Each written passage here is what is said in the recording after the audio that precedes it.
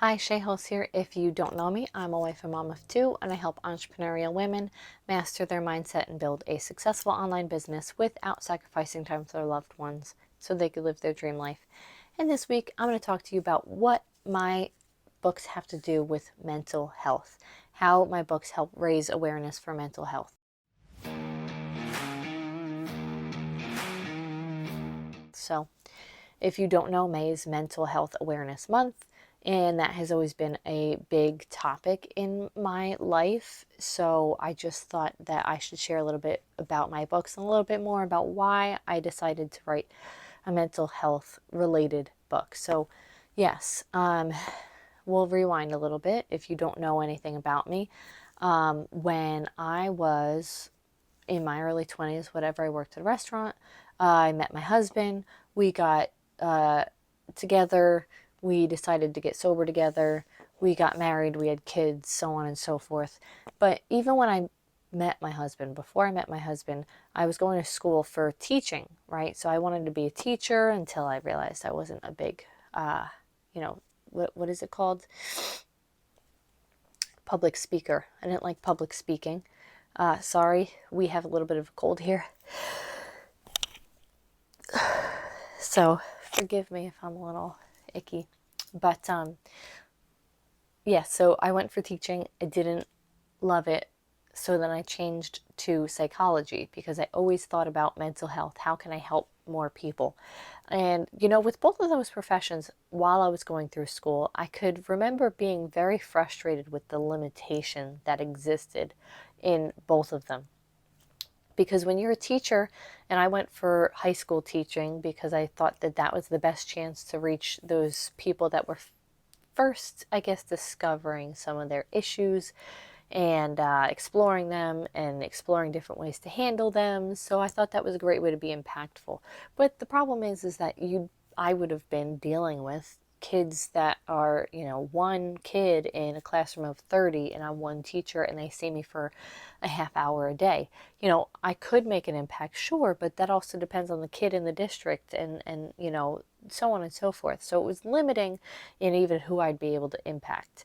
And then as a psychologist, if I were to pursue psychology, it was equally frustrating that I would have only been getting the clients that already had issues, knew they had issues, had the resources to go find somebody to help them with their issues and stick with it. Sorry. So both were a little bit limiting because, on both ends of the spectrum, I was only going to be hitting a demographic of people that probably had a lot more access than tons of other people. So that was frustrating to me. But when I was married, had kids, I started pursuing an entrepreneurial type of journey, and I had a little bit of a hard time hammering down exactly what I wanted to talk about until it came to mental health, and then it kind of clicked. So I started learning more about mental health issues, how to deal with it, spirituality more, because I'm not a doctor. I'm not affiliated with anything doctor related. So if you do need help, you need to talk to a doctor, but you could listen to me if you'd like to. So when I kind of hammered down mental health, I did decide that I wanted to write my own book. And I said, what kind of books do I like to read?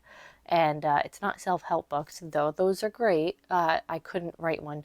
I could, however, write a romance book. So I just dedicated my time and energy into figuring out how to incorporate different mental health issues and topics into my books so that the average reader could read it, understand it, enjoy it, and get a lesson and take away a lesson from it.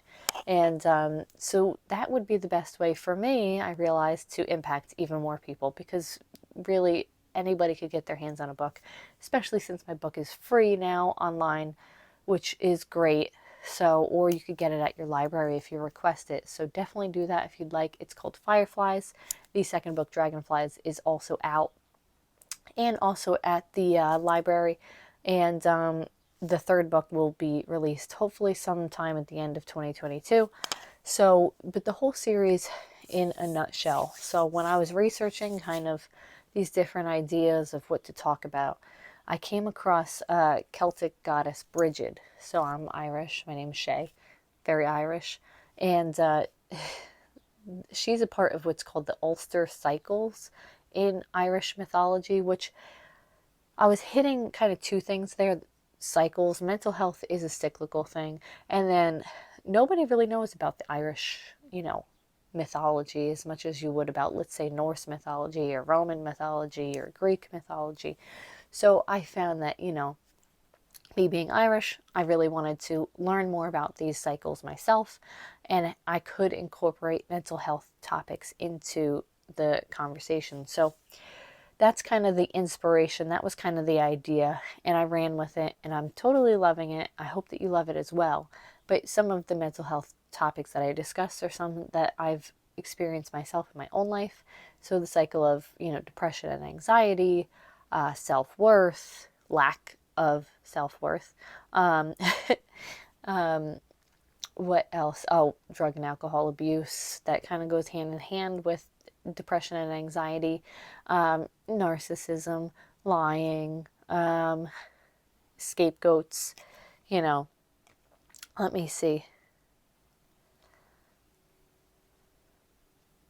Yeah, all of those different self-limiting behaviors or abusive behaviors that do kind of tend to come up. And so what I'm talking about in the books is just the repeating cycle of these things. The way that, let's say your grandparents had these specific issues, your parents ended up with the same issues, then you're dealing with the same issues because it's a cycle that repeats itself.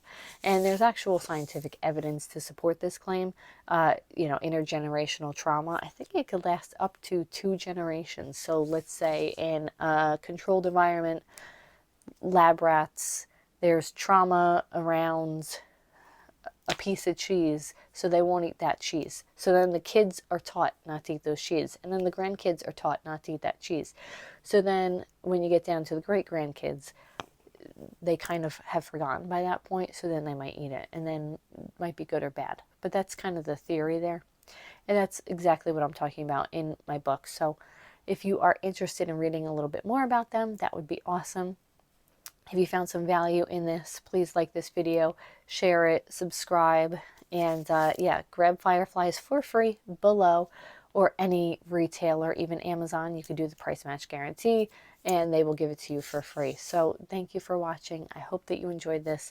If you enjoyed Fireflies, be sure to grab Dragonflies, and I'm excited for you guys to finish Butterflies, and we'll see if we all turn into butterflies at the end. So thank you for watching. Bye.